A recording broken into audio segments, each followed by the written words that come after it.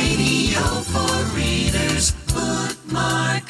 This is Bookmark. I'm Marc Bernier. The nation's top authors are coming up next.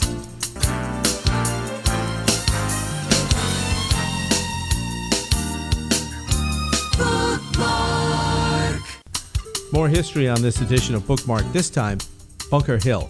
Nathaniel Philbrick is our guest, who has written the book, A City, a Siege, a Revolution, and it really sort of set the stage for what this country would become and go through for the next several years. Joins us for Bookmark. Nathan, thanks for coming back to visit with us. It's good to see you again, sir. Likewise, really good. Okay, why Bunker Hill this time? Yeah, well, I had written an earlier book, Mayflower, that starts the story with the Pilgrims, and I felt that really needed to go past the first Thanksgiving into King Philip's War, this terrible native English conflict that happened 55 years after the sailing of the Mayflower. And I realized when I finished that book that what was going to happen 100 years later with the revolution in Boston had origins that went back into the 17th century. I really wanted to sort of explore them. So in many ways, Bunker Hill is Mayflower too, but focusing on the community of Boston as it experiences a revolution.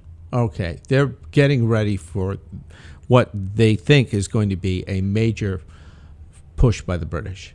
Bunker Hill, what is strategic about that? Yeah. Lookout point, tell us about it. Right. Well, it's the true turning point of the revolution. Up until this time, there had been violence between riots and then most prominently the skirmishes at Lexington and Concord in April of 1775. But there were still people saying, okay, we can negotiate our way back from this. This does not necessarily mean we're going to it's going to be all-out war and ultimately independence. But Bunker Hill was different because it was a situation in which British regulars, that's what they called the British troops, were confronted a group of Americans that constituted an army. So this was a battle fought on the open field on the Charlestown Peninsula just across the Boston Harbor from Boston. And everyone knew, whoa, whatever happens here will be big. What lights the fuse? The fuse is lit by Britain's decision that, hey, we've got to get some economic responsibility happening in these colonies. We're in tremendous debt after having fought the French and Indian War. All the taxes in 1873 and the run-up are not enough. And the colonials are saying, wait, you haven't really taxed us in the past. We may be the freest, least taxed people in the colonial empire, but we don't want to be like everybody else. And so they say, no, you can't do this. And they have 3,000 miles of ocean between them and Great Britain. And so it doesn't go the way Great Britain assumes it will. And so what they thought was, if they could get enough troops in Boston, and they got 9,000 of them in Boston, and this is a community of 15,000 people, had 9,000 British troops, they thought, if we can shut it down here, we'll shut it down everywhere. But instead, all the country towns around Boston, Lexington and Concord, there were 250 of them, became outraged, and their militiamen descended on Boston, surrounded the British regulars.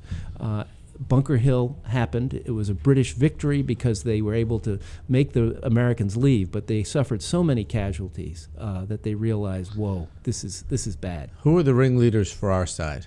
Well, what was interesting for me, we all think of the Warrens, John and Samuel, the Adams. John and Samuel Adams and Paul Revere, John Hancock. But it turns out that the person that was really running it on the ground was a guy most of us had never heard of, Joseph Warren. He was 33 years old. He was the one who gave Paul Revere the order to alert the countryside that the British were coming. He was the last patriot leader in Boston when all of that unfolded. All of the other big three were on their way to the Continental Congress and so weren't around. And so Joseph Warren, it turns out, was really, if there was one person that was leading the on-the-ground revolution, it was this person. And unfortunately, he would die at Bunker Hill. And as a consequence, he's not one of the founding fathers he might very well have become. What are the casualties? The casualties at Bunker Hill among the British are 50%. 50%, 2,000 soldiers, almost 1,000 of them either killed or wounded. I mean, this is just outrageous. They make the Americans flee, retreat, who suffer not minimal casualties, but nothing approaching this, and realize, whoa, we assumed if faced with the awesome spectacle of a British professional army, these farmers will flee. They didn't flee, and that's when they realized we're in for war. Okay, help us understand this, Nathan. News does not travel as fast as it does today. No. How long does it take before it gets back overseas to the British that they say, all right, we got to stop this now? Right. Well, it takes a month for a ship to get across with a message. And so it's not until the end of July, actually, that they get the message of Bunker Hill. Everyone realized, whoa, okay, we now have to move out of Boston. Strategically, it's not going to work. We're going to go to New York or somewhere to the south where we can deliver the knockout blow that will stop this uprising. And but unfortunately, it then took till November before the British general in Boston got these orders. And by this time, it was too late for him to evacuate Boston that winter. He didn't have the ships to do it. And so he was in there for a siege. Unfortunately, George Washington, who had just arrived that summer to take over the Continental Army, wasn't aware of this and just kept trying to do everything he could to make them ultimately evacuate, which happened in March of 1776. Nathaniel, help us understand this. Aren't the British running out of people? They suffer that many injuries. They're kind of spread all over the place. Do they enlist Hessians? What do they do? Right. This is just the beginning of what this does is it's a huge wake-up call to Britain. And they say, we've got to amass the largest army we have ever amassed. And so they keep bringing in soldiers all that winter, but realize we need to augment our troops. And so they go get the famous Hessians that add to the army. And then so that in the summer of 76, this, basically a year after Bunker Hill, there will be an army of close to 30,000 British regulars arriving at New York, trying to deliver that knockout blow. Tell us about two other people you write about. The reluctant leader, General Gage, I think it is, Thomas Yes. Gage, and then there's William Howe. Tell us Right. about those two people. Well, Thomas Gage, I really had sympathy for the poor guy because it was his job to snuff out this revolution. And the assumption was if we can get enough troops in Boston, that'll put an end to it. And he was a very kind and decent guy. He had spent the last 17 years in America. His wife was from New Jersey. All his kids had grown up in America. And so he had some sympathy for these people, but not a lot by the time that these skirmishes began to break out. And so he was the one who ordered then William Howe, who had a reputation as one of the best on-the-field commanders. He was the one who led the troops at Bunker Hill. And it's amazing he survived. Every officer in his family, as they were known, were either killed or wounded. But somehow he survived, and he took over the British Army from Gage, who was then sent home in somewhat disgrace in the fall of 1775. And so it would be Howe who would then, after the evacuation, lead the next phase of what would become the War of Independence in New York. I've read so much about the Revolutionary War from our standpoint that it didn't go well for us at the beginning. No. We were having losses. There were people thinking, maybe we ought to throw it in and settle because we'll lose everything. However, given the way that the Battle of Bunker Hill went, the British were caught sort of flat-footed. It took so long to get the message out, as you outlined. Did it get them off to a poor start? The Declaration of Independence comes the following July, and then the trouble really starts. But did it set back the British because of the Battle of Bunker Hill, that they never got on track to really put this revolution down? Well, the battle was, it was tough news for the British Navy, for the British Army, but it actually inspired Britain to, come on, now we're going to do it. And in many ways, it was a tough example for Washington, who arrived 2.5 weeks after the Battle of Bunker Hill to take over the army. It was a tough thing for it cast a long shadow. Okay, we've got Washington here now. Let's capitalize on what was a Pyrrhic victory in a way for us, and so it changed everything in terms of now we're into a big war.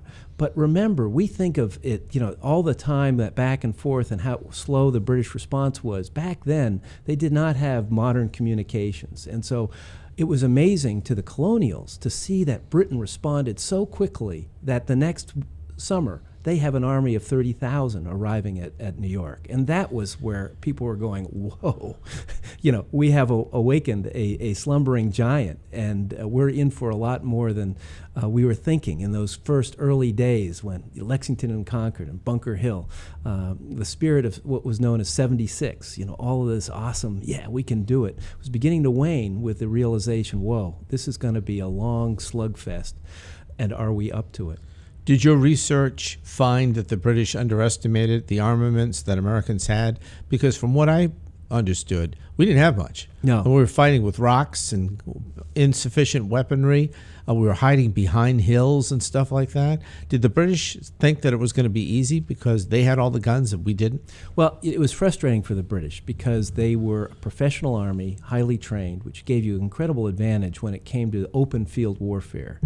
The colonials didn't have that, and so they, as you mentioned, liked to stay behind rocks and trees and things like that, and refused, in many cases, to meet the British in the field. And as a consequence, the British great advantage didn't help them as much as they anticipated. That said, once we get to New York, Washington suffers a series of terrible defeats, and yet they can't deliver that knockout blow, and that's what our America's ability to survive what would ultimately ground down the British war machine. What's the takeaway in this book? The takeaway for me is if there is a hero in this book, it's the community of Boston. It's what a revolution does to a population, and for me, the takeaway was the revolution was not just eloquent speeches at the Continental Congress. It was not just an ideological break with the past. It was a revolution full of blood, violence, and a lot of disturbing things happened. And I think that's what we need to realize in America. We have a tendency to think the revolution for us was different. It was relatively violence-free. It wasn't. And I think the takeaway is that we really need to know as much as we can about these things, because revolutions are still a fact of life today, as we see every day when we read the newspaper. Bunker Hill, a city, a siege, a revolution. Nathaniel Philbrick, our guest today on Bookmark. Great seeing you again, Nathaniel. Good to see you. Thanks for coming in. Thank you. That's Bookmark for this week. If you have comments or thoughts on future authors, send an email to us at our website, bookmark.us. That's our broadcast for today. Thanks for watching.